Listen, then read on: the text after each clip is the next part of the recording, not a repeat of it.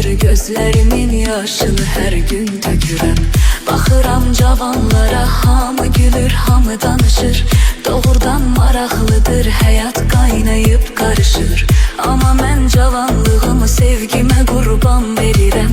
Qara saçlar ağarır, bel bükülür, üz qırışır.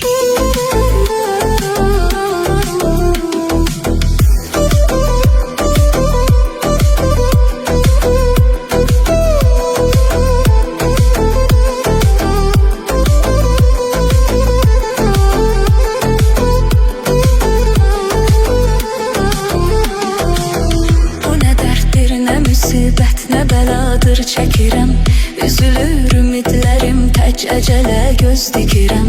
Bizim eşq bağçamızın gülləri soldu əbədi. Açmayır gözlərimin yaşını hər gün tökürəm. Baxıram cavanlara, hamı gülür, hamı danışır.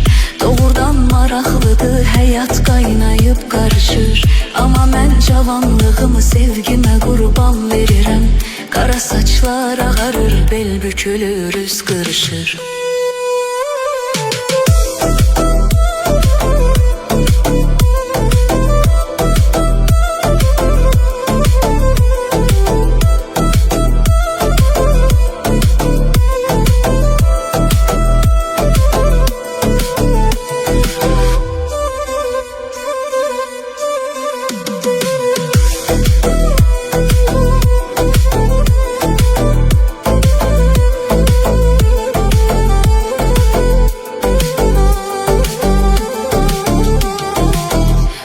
Dərddir, nə müsibət, nə bəladır çəkirəm.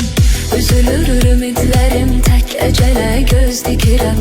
Bizim eşq bağçamızın gülləri soldu əbədi.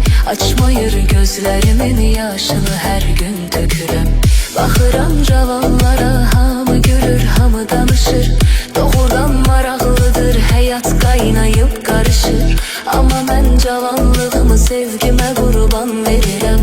Qara saçlar ağarır, bel bükülür, üz qırışır.